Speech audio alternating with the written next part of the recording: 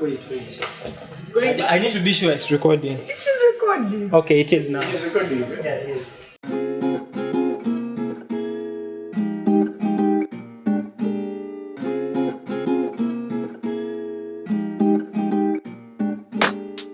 As I promised you guys, I'm going to be hosting a few creatives that are going to be talking about their creative field and what they do. So today we have a photographer, and if you guys didn't know that photographers are creatives, he is here to represent part of that.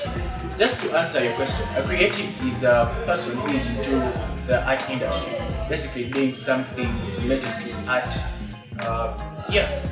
He's called Emmanuel, and he's a photographer who has been doing this for close to 3 years now. And I'm going to leave the rest to him and let him introduce himself to us. Sir, the floor is yours. My name is Emmanuel.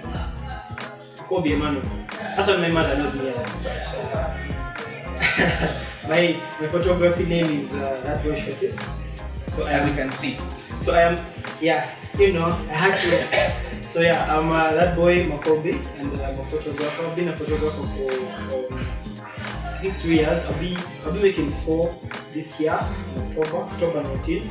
Been a photographer for 3 years. Yeah, that's about it. Okay, so how did this entire photography journey start? It was a funny one because I won't lie to you, like those artists who tell you, I used to sing in church. Church life. I had never ever dreamt of ever becoming a photographer. Like even when I was in S6, S1, photography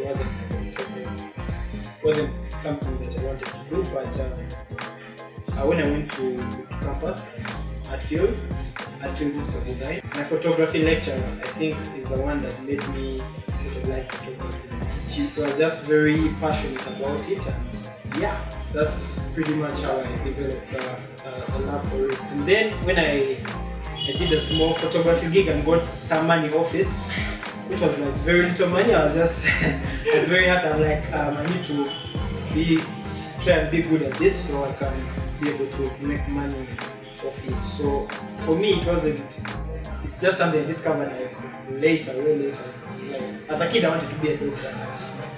Everyone hard, guys. To be a doctor. It was hard, so... Do you know the only thing that would choke you is that I have met the biggest percentage of creatives, and most of them have been coming from like the science part of it. Like most of them did BCM, PCB, whatever that is, and then they end up doing like an art course. It's very shocking, but it's like the biggest percentage. Our lecturer was doing, guys, I'm a graphic designer, and I went to the same school with this guy. So our lecturer did BCM in his like school times and all that. And you find that the guy was doing the entire sculpting thing was below. Yeah, he was really very good at it.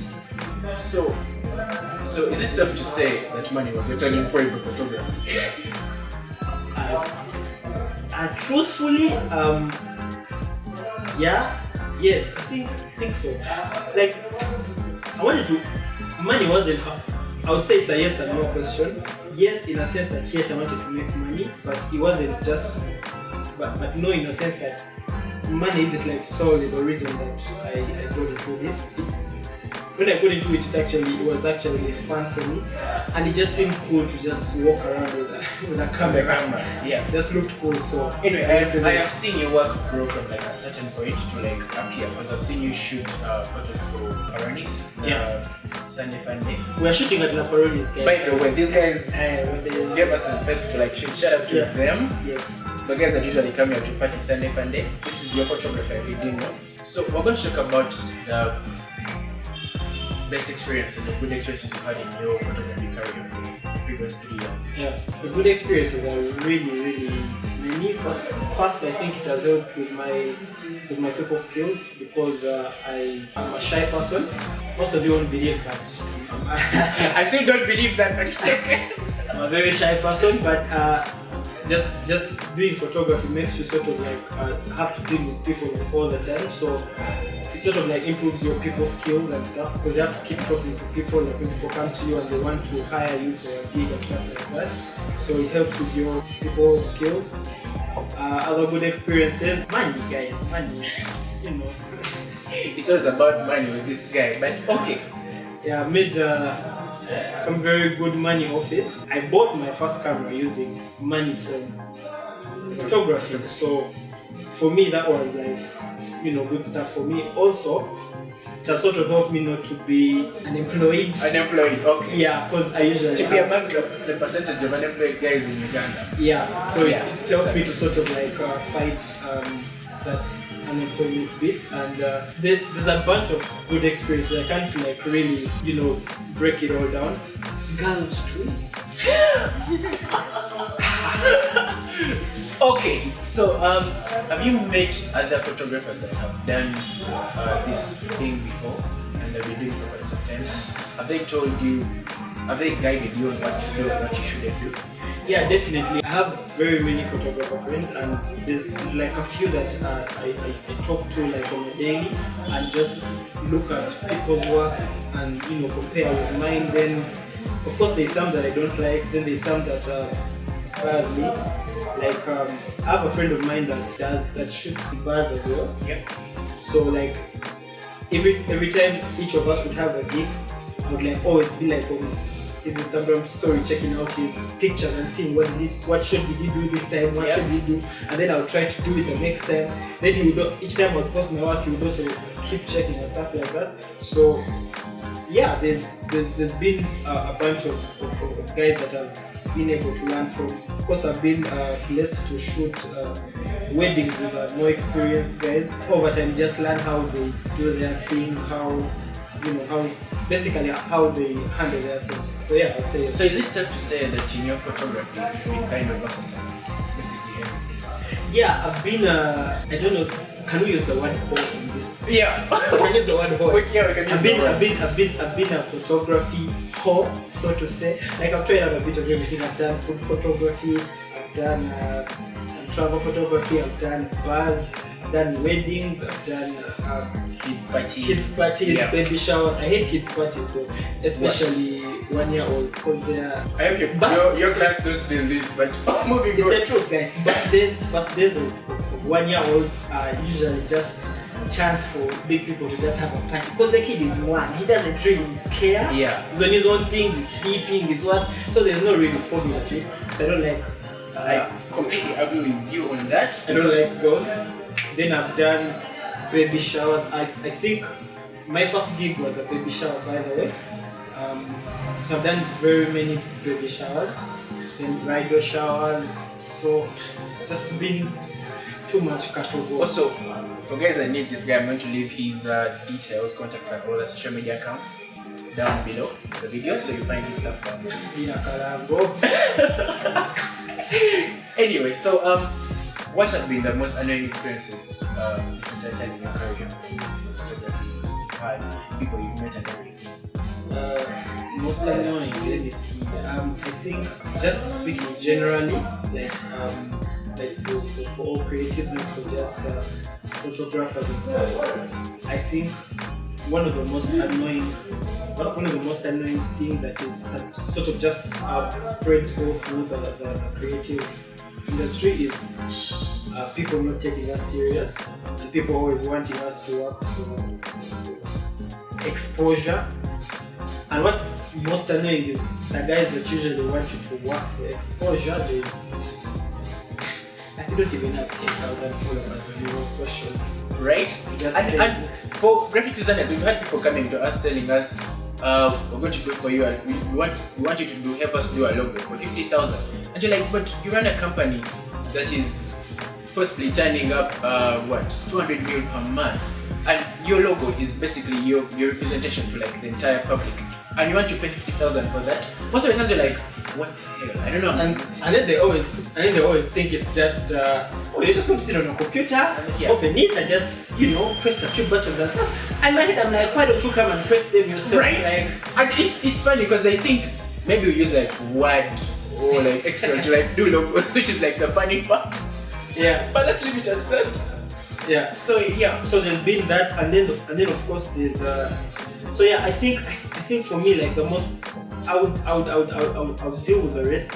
I wouldn't mind the rest, but I think for me, like what annoys me is just people not respecting creatives, like not paying them their worth, or sometimes we've had stories where a guy maybe hires, say for example, influencers. I don't know influencers creatives. I wouldn't categorize them as creatives because I don't know. Should we put them under creatives? Lean, are they creatives? Are they creatives? But I don't think.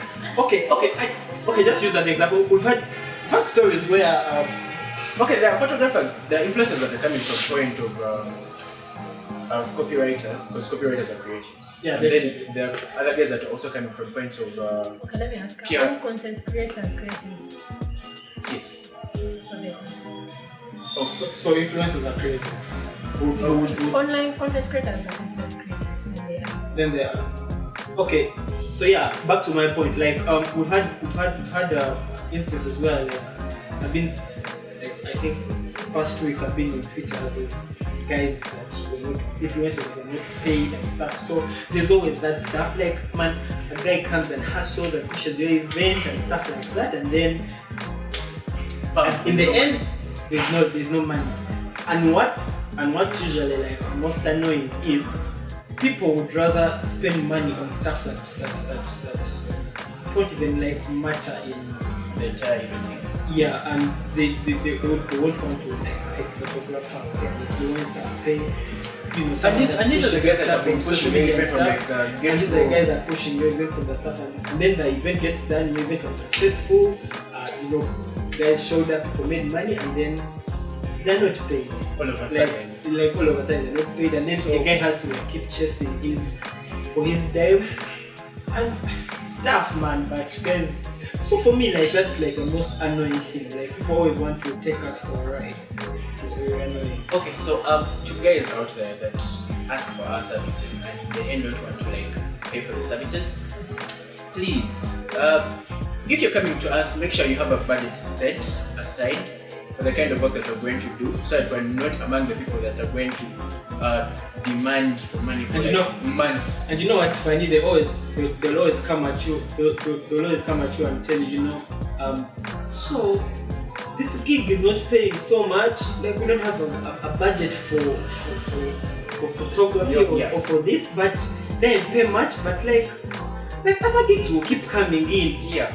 I keep thinking, if I take and most guys by they cooperate to that, and then they'll do the thing, the gig for that little money and stuff.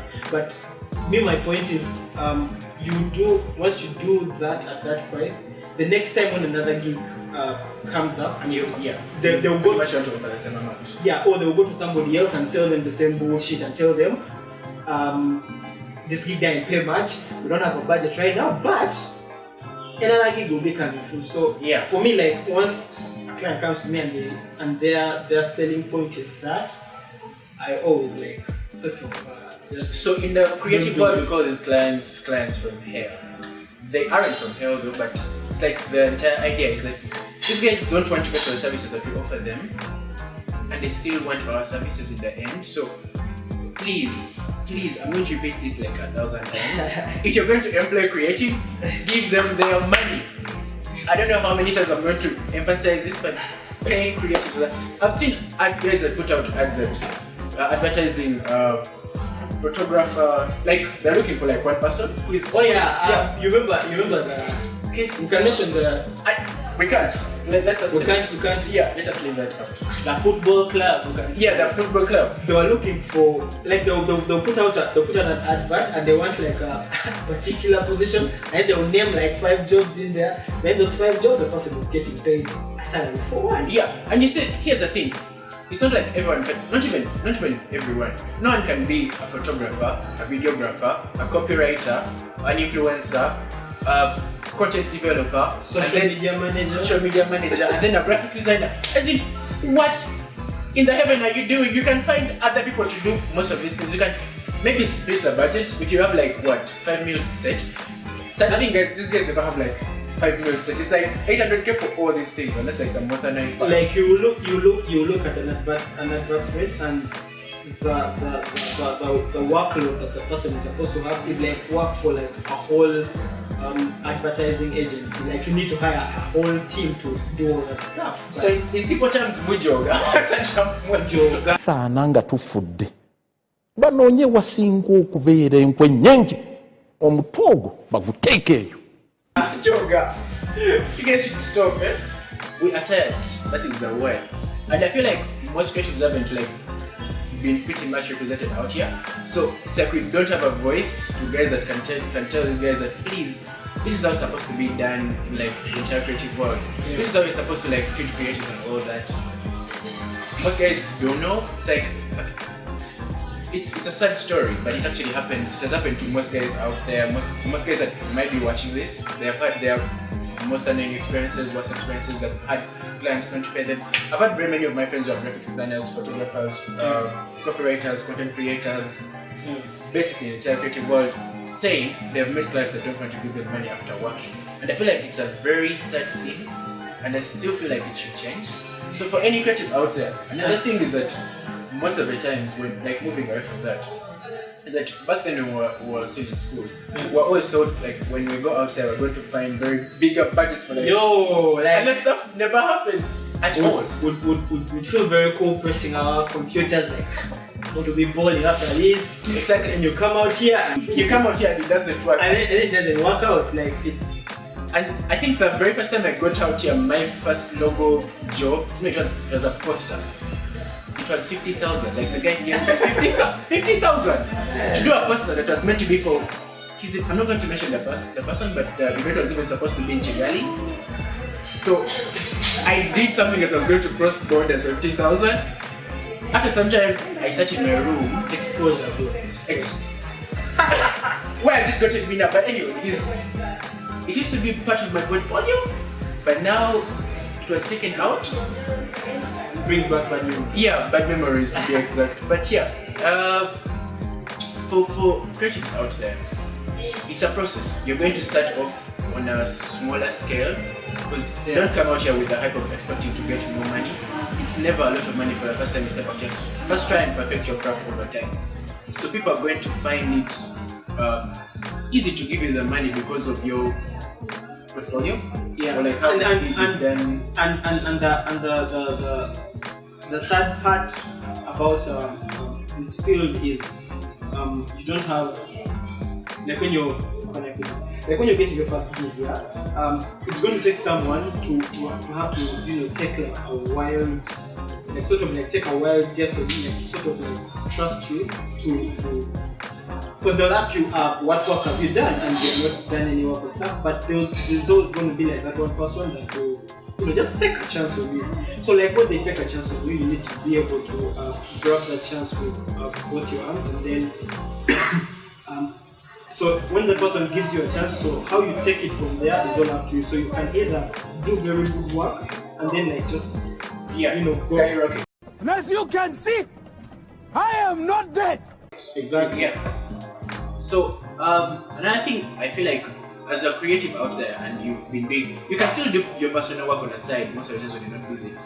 But you should make sure you have a portfolio running, portfolio website, Instagram pages for actually basically everyone, photographers, graphic designers, basically everything. Yeah, I think for photographers, if you don't have money for a website as yet, I think Instagram is very, very good because usually they'll hit you up like, yo, this person give me your number, I need to come shoot my event, so can you show me some of your work? So a very good Instagram feed would be you just share a link to it. Share a link to your work and this is going to guarantee you more jobs in the future from like referrals, clients and all that. So it's a safer option for you to have, because in the long run you're going to have a lot of people reaching out to you because of your Instagram pages and all that. True. Most of the time people don't have time to like log onto websites, check your work out. Some people do, but it's easier if you have your work on like Instagram pages. This guy has, you can follow him on what? That boy shooting on Instagram. So most of the times have your Instagram pages set up so that it's easier for clients to find you, referrals and all that. It's going to be easier for you to get jobs in the future. Yeah. and in the long run, you can still create portfolio websites when you make the money. And yeah, I still think that's one of the ways you can still make it out here. And at a certain point, if you feel like you've mastered your craft, say no to little money. Yeah, exactly. I think it's very important to like when you as a creative, it's very important to know your value and say no to like it's not a must that every gig that comes your way that you're supposed to do it. And also don't do work for money that you're not comfortable with, because it has happened to me a lot of times. Like I'll take up gigs because I'm broke and I need money, but then the money that I would have asked for, the person is not able to offer, or they just don't want to offer it, and then somehow you just go to a gig because you need the money. Listen, those gigs I've had like the worst pictures. Like I can't even show those pictures to anyone. Like I don't even want to look at them. So it's important that you always pick out gigs that you're comfortable with. Like ask for money that you're comfortable with, because you know when you work with money that you're comfortable with, a good work will just come. Yeah. So I need to ask though, apart from that experience of you doing work that crossed borders for 50k and stuff, what other bad experience have you had as a graphics guy? There are very many people. There are times when you like start a project with a person and they're worst case scenario, they haven't given you like 50% of the money that you're supposed to be working for. And then midway, it has happened to me because most of them have been referrals from friends. Midway they cancel the project, but you've already done some of the work, you've shared the project with them. So you've like wasted time that you're not going to get back. It's very annoying because most of the times you could have gotten another client who would have paid for like the kind of time that you put in, because time is very expensive if you guys know about that. So it has been very disappointing and very annoying on my side because I put in a lot. For guys that know me, I put in a lot. I overly dedicate myself to like doing a project. And if you cancel it in midway, I feel like I have wasted all my creative energy on trying to deliver something that you didn't actually like, or you didn't even consider, or you didn't even try to look at, or something like that. It's very disappointing. So on you talked about going midway and then someone pulls out, which brings me to the point of contracts and stuff. So when you're starting out, you work with. Right now you do like for work. Right now I work with a company. Then you have my experience stuff. Yeah, exactly. So if you're getting those side gigs and stuff, you issue your client with a contract. Yes. But initially, so I'm just imagining this guy is just starting out. Maybe he doesn't have not working with contract or stuff. How do they handle? How do they work with the clients to sort of be sure that they get paid and all that stuff? How did you do it before you started doing with the contracts and stuff? I've actually just picked up a contract with I think 2 years ago. I wasn't paying the entire contract. It used to be agreement by words. that used to be a thing. I could tell you, because I still have those clients still now that have never signed contracts, but they can still do what they deliver. So you call them up, they give you an idea, they send you an email. It's like a short brief. Normally creatives are supposed to have like briefs. They send out to clients, but most of these people are not comfortable replying to briefs. So you like ask them what they want, you send you an email, you tell them pretty much everything about it, to give you like a wider scope of what you're going to deliver. And you tell them to like pay 50% of the money they send you. So most of the times, if a person doesn't send the money, I don't sign the project. Okay. Because for me, and I've done this numerous times, like I think 65 or 70% of all the gigs I've done them without a contract. But usually what I do is, because clients are very tricky. Like they'll tell you A today, then they'll tell you B the next day. Like for the guys that do graphics, this a client will tell you, oh, I want this color to be black, and then you make it black. And the next day they'll be like, oh, I want it to, can you make it dark black or something? What's going on? I mean, what is even dark black? Can you make it dark black? So usually when a client calls me up and like, yo, someone gave me your number, I would like to check my event and stuff. Usually I never finish. I never have deals with them over a phone call. I usually tell them, ask them to send me a WhatsApp or meet up. No, even meeting up is as good as a phone call. Because I'll tell you something now, tomorrow when something goes wrong, I can deny, like, you don't have evidence. So usually I tell them maybe to send me a WhatsApp or an email. Because then when you send me an email and then communicate there or WhatsApp and stuff, I always have screenshots, like you can't, like for me. And then of course there are those that will need you to have a contract and stuff like those very big projects, you need to have a contract and stuff like that. But usually, so if you're starting out and maybe you don't have like if you don't have a contract yet or stuff like that, you can just do those simple things, like keep it official, like email. I think email is like the one thing that at least then, like a client can't say, because my clients are funny, like you will upload on something here, then the next time you deliver work, they're complaining and then maybe they'll jump to pay you. But then if you have like that evidence of email and stuff like that, then it's easier. If you're able to do the contract thing, do a contract and make sure you make them read it and understand it. Okay. Yes. In your photography field, how do you deal with bad client experiences? Usually, I've done work where you agree with a guy, pay a certain amount, and then they pay you less. That's a bad experience. But for me, like I said, money is not like guys, I could do photography for free. I won't though. Like, don't come and do photography for free, but I would because I like it. But for me, like money is not. It's not like really a huge thing for me, because there's gigs I've done for way less than I should have been paid and stuff, but I just did it because I love to do it. How do I deal with bad client experiences? It depends really. Bad client experiences range. I'll tell you one for sure. There's I think an intro that we did, and I explained to this client and we tell her, look, we're going to need ABCD. So for us to be able to pull off this, you need to pay X amount of shillings. And then she says, no, this is what I have. And then I tell her, for this is what you're going to get. Yeah. So we're taking out this, we're taking out that, this is what you're going to get. And we agreed.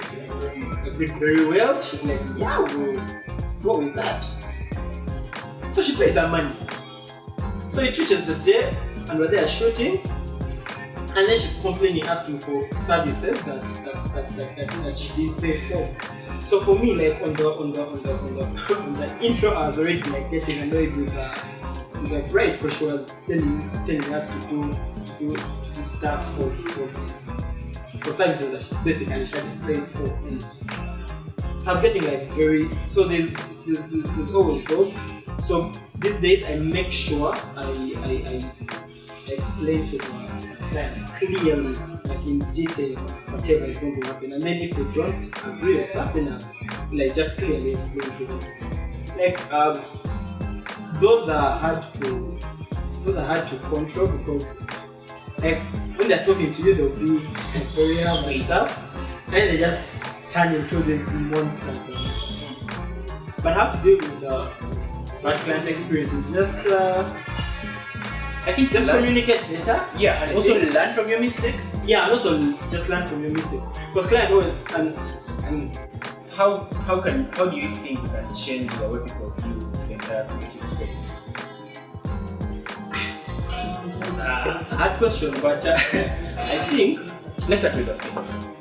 Yeah, with the pay. How the pay always comes back to you, man. We need to be able to because right now as a creative industry we don't have like an association or whatever, and where people can like sort of argue for like a minimum wage stuff like that. So I think it just starts with you, like personal ethics and stuff. Yeah, and personal branding and stuff, like say no to some gigs. Like I know you get excited like if this person that you've always wanted like calls you up for a gig and like giving you little and stuff, but trust me, you do not have to do each and everything.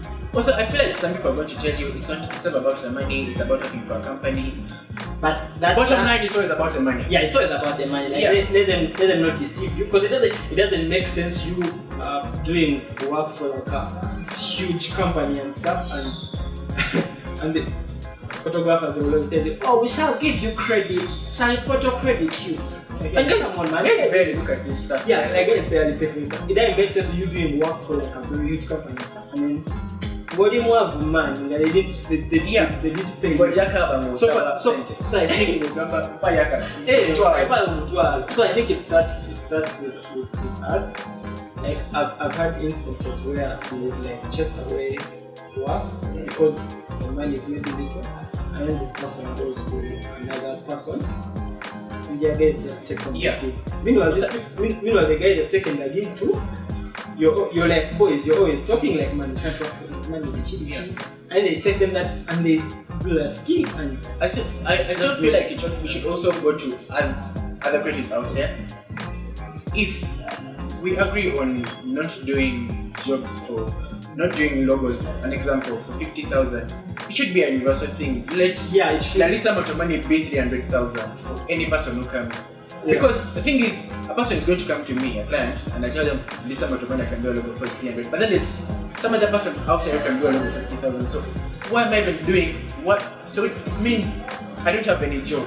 Yeah, true. Okay, because there's always a person who's going to do shitty work, I'm sorry to use that language, for less, than going for like quality work for more money. And most times clients want to save on that money and stuff, so they always prefer to go for the cheaper option and stuff. But I think it just, like, I'll say this: if you brand yourself well, you will attract the clients that you want. Yeah, it's as simple as that. If you brand yourself well and you set your standards, like you need to work for this or whatever. That's it. Saying you need to learn to say no to some gigs that you think are not worthy of your time or your creativity and all that, so that you set the bar a bit higher for yourself, so that the only money you're going to get is like for people that value your work, and then your entire, because the guys that have done photography for more than 10 years. Yeah. There's no way you can give them the sum of the money giving money to a person who is just starting photography. Yeah. It's just different.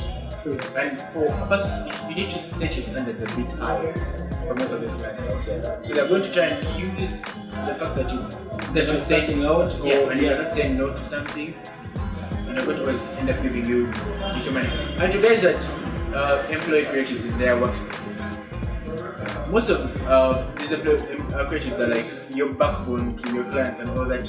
Try and give them money reasonable enough to make sure they stay in your workplaces and they don't look for other places where to like find better pay or go or stuff like that. Make sure you accommodate most of their needs. Most of the times people think we do not need money, but we do need money because we're human beings. We pay rent, some of us have kids. I don't. As we close though, I just need to ask, COVID-19. Oh, COVID-19 has been a nightmare for me. I've lost. How has it affected you? I've lost 50% of my clients that I've been doing like side things. Yeah. But then I think most creatives out there know that, okay, I've talked to a couple of friends like that are working for companies that they've had their salaries cut, all that. So most creatives have suffered. Like the guys that have been content creators for like bars, these bars are like a shutdown and all that stuff. Events have been like, I was doing a few courses for bars, which I'm not going to mention, and so I lost most of that money. They're keeping it in their wallets. Not a bit, but and COVID has been very bad for me because I had like set targets for this year, which I think, I'm pretty sure, 100% sure I'm not going to like fulfill. So it has been a huge downside to most creatives in Uganda and worldwide. So how has it been for you? For me, it was tough, and the first weeks, like when they locked down, it was very hard adjusting, because as you know, like for the past 1.5 years, I was doing photography in bars, mostly at Laparoni. I'll only mention Laparoni because we're using that space to shoot. So I was doing a lot of bar work in different bars, Laparoni and different bars. So when the bars shut down, it's sort of, and I spent like 1.5 years, I think, and I would never, like I was in the ballet most of the time. Yeah. So when they shut us down and stuff, like just switching back to normal default settings, it was crazy. I remember the first Sunday that they locked us up. Because I had a routine. Like, wake up, go play, then come rest, then the evening get dressed and come to work. So that first Sunday after they locked us, I did the same routine. Got into the bathroom and I realized, oh shit, Corona. Yeah. It was sad like that. So for me, and then that week that they locked us in, the next day I think I was supposed to meet a new client, and it was very good money, and I just set like I just set out to do like so many things this year, and it's been crazy. Like most of like wedding bookings I had cancelled, postponed, because they won't tell me to cancel, they will just postpone. But of course, Kayasi has been tough, guys. Yeah. Nagamani has been Nagamani has been on the low. Like, yeah. It's been crazy, but what to do? For a creative out there, these are like a few points that you can note. If you have taken a leap of faith to try and become photographer, graphic designer, animator, content creators, copywriter, so most of the times you're going to meet people that are going to tell you there are no jobs out there for you that you're going to make money from. But I mean, we are here and we're making the money. Yeah. Okay, not now because of Corona, but we've been making money and we're still making money. We are still living. So they shouldn't lie to you that you're not going to make it out here. You're going to make it out here. It's tough, but you will make it. It's very tough on like the freelance side, but you can still. This guy has been a freelancer for like the previous 3 years, and I've been a freelancer partly for like 6 months. Then I got employed in some like place there that I left up switching jobs here and there, but I still keep up with like the freelance side of me, and then employment freedom. So you can still double. Yeah, you can juggle with them. You can find ways of juggling them. You can have a day job which is like a normal 9 to 5. Then like after that, you do like your. Or you can be full-time freelance like me and be unemployed. But you still get money. You still get money. Yeah. Don't. Most of the times you need to value the time that you invest in yourself. Try so much to learn things that you do not know. Yeah. Consult people that have done this stuff before. I've had friends that are in other agencies that I normally call up and I'm like, you know what? There's a trick in Photoshop I don't know. Just take me through it. Look up tutorials on YouTube and all that. Yeah. There are very many. There's Behance for creatives. Most creatives. You can search most of those things and find out you can better your craft. Yeah. Sure. So you keep going at it every day. It takes how many days to hack an habit? Is it create an habit? I think 21. Like if you do something for 21 days, it becomes a habit. So yeah. I think 21 days. Yeah. So go at it every day. You see yourself becoming a better person in like your craft and all that. So yeah, I don't know if you have any pointers. I think as a photographer, just get as many photography friends as you can and just learn from each other. Like do a lot of learning from each other. Like I have a friend who I always like call up 3 a.m. in the morning and ask them, what do you think we went to this picture and stuff like that. And I always keep up with like all my photography friends' work. Like each time they have a gig, I'll call them up like, how was your gig, man? How was it? And so how did you handle this and stuff like that? And then I'll check out their pictures and basically just learn from that. Like just sort of like build a network. Like if you're a graphics designer, get graphics designer friends who are better than you. And also, you can get other creative guys. Yeah. You know, most of the times people have like a few things to learn. Yeah, true. But the point is, make sure you get people who are better than you. Like if you're a photographer, get a photographer who is better than you, so you can be able to learn from them. Because you've had that saying where if you get in a room and you're smarter than the guys, then like you're in the wrong room and stuff. So I get guys who have like that crazy work and learn from them. Yeah, I think that's it. And then just let's keep on the grind and let's grow this thing together. Yeah. So lastly, subscribe. Oh yeah. What's the YouTube again? Hudson Uganda. Really? Yeah. Sorry. Subscribe, share. We'll share this video. That boy shot it. Instagram. Yes. Hook me up. Yeah. You like your photographic gigs and all that. This is your guy. That boy shot it. Call me. Some company. If you have any graphic design gigs for anything, this is your page. You can find me here. Right here. Contact details are down below. Yeah. So yeah. Lastly, Corona is real, guys. Wear a mask, social distance. Wash your hands. Sanitize. Sanitize. But yeah, thanks for coming. Yeah, thank you for watching. Till next time. Peace out.